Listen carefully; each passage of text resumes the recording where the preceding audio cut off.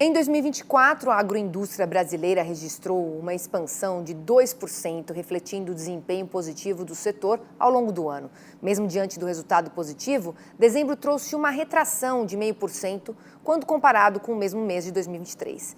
Esse cenário levanta algumas questões sobre desafios e perspectivas para o setor em 2025. E quem está aqui no estúdio é o pesquisador da FG Agro, o Felipe Serigatti. Nós vamos chamar o Felipe aqui para vir com a gente. Felipe, por favor, vamos acompanhar?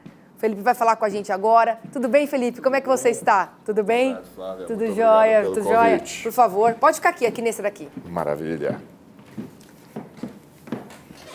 Olha, eu queria que você falasse para a gente, Felipe, quais os fatores principais impulsionaram a expansão, da agroindústria em 2024 e também como esses fatores podem continuar influenciando o setor ao longo do ano. Para falar aqui com a gente. Bom, em primeiro lugar, muito obrigado pelo convite, Flávia.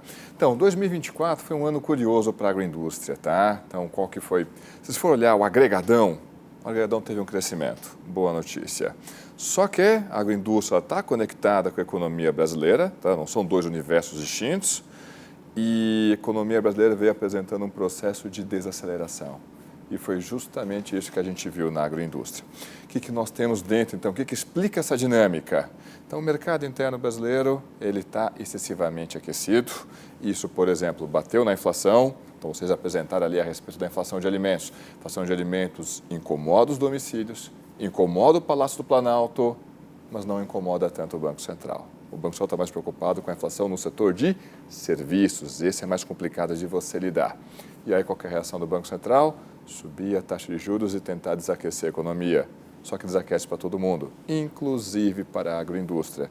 Então, a dinâmica que a gente viu na agroindústria de um crescimento acelerado, principalmente no primeiro semestre, mas principalmente no quarto trimestre, você vê uma clara perda de fôlego, é justamente a dinâmica que a gente vê na economia brasileira. Tá certo. E apesar da expansão, o relatório da FGV mostra uma retração de 0,5% em relação ao mesmo período do ano passado, o mesmo mês de 2023, quando a gente pega desse ano. E o que pode ter causado essa queda específica e por que ela está acontecendo após, inclusive, um bom desempenho durante o ano? O que você explica? Pois é, quando a gente desagrega esse número, vamos lá, ao longo do ano, principalmente primeiro semestre, quem é que puxou? A produtos alimentícios e bebidas. Então, esse mercado estava aquecido. Veja que produção industrial ali a gente não olha para preço, a gente olha para volume e teve um volume de produção significativo. Ótima notícia. Do outro lado, outro segmento, produtos não alimentícios. Então, aqui você já vai ter insumos agropecuários, você vai ter indústria têxtil, papel e celulose, indústria da madeira, borracha natural, biocombustível. E esse setor foi um pouco diferente. Ele teve num processo de recuperação. Quando a gente olha para dezembro, a contração foi quase que generalizada. Então, você teve contração em produtos alimentícios de origem animal, de origem vegetal, teve contração em bebidas. Agora, o que chamou destaque foi justamente a recuperação de insumos agropecuários. Ele sozinho consegue fazer com que o número, o agregadão, opere no campo positivo? Não, não consegue. No entanto, foi ele que mais se destacou. O agregadão teve uma contração, isso óbvio que gera reflexos para 2025, mas essa contração de dezembro do ano passado, ela representa uma dinâmica de quase todo o setor, foi algo generalizado. Perfeito. Agora, Felipe, esse desempenho de dezembro, ele pode impactar as previsões para o setor em 2025? Quais são as perspectivas que você está enxergando? Então, vamos lá. Poder pode, mas eu acho que o fator mais importante não está lá em dezembro do ano passado. Qual que é o fator mais importante? Olhando para a economia interna, então, de novo, a economia brasileira, que cresceu 3,4% em 2024, vai crescer menos agora em 2025, embora aqui a ressalva tem que ser feita. Nós, economistas, nós temos errado persistentemente a projeção para o PIB, e errado para baixo. A gente projeta um PIB menor, na hora que o número surge em cima da mesa, esse número ele é mais favorável. Mas ainda assim, mantemos a nossa projeção, um crescimento menor para 2025. Qual que é a origem disso? Perda de fôlego do consumo das famílias.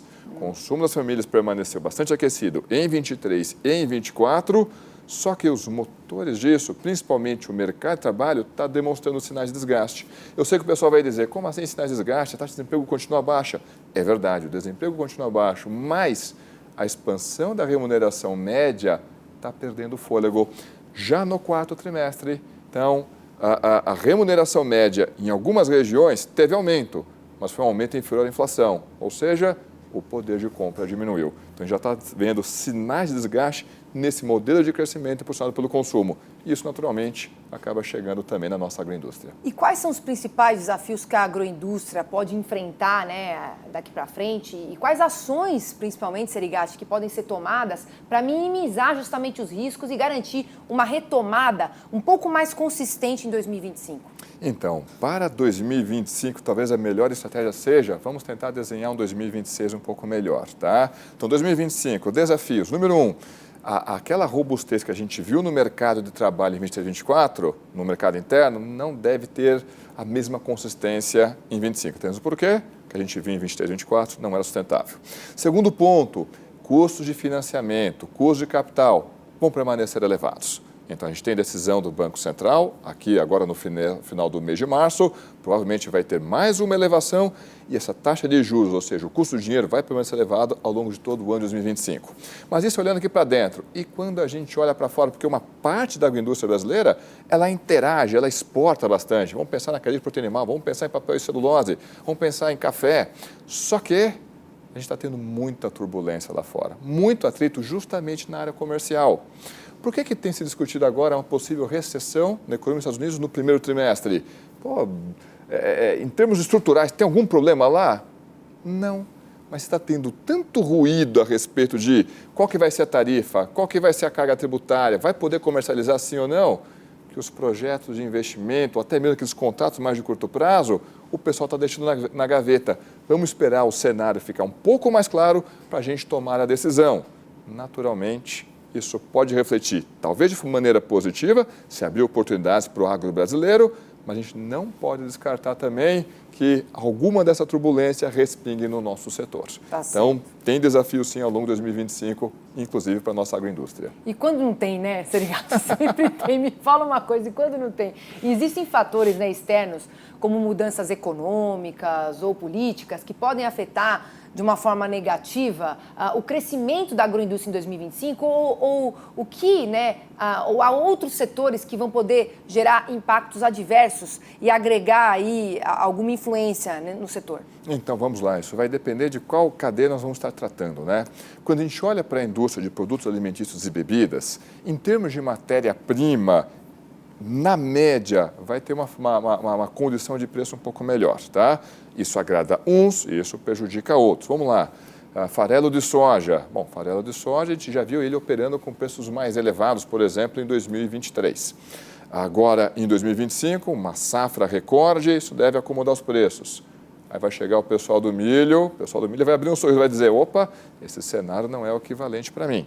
Então, vai depender de qual cadeia. Vamos pensar, por exemplo, em proteína animal.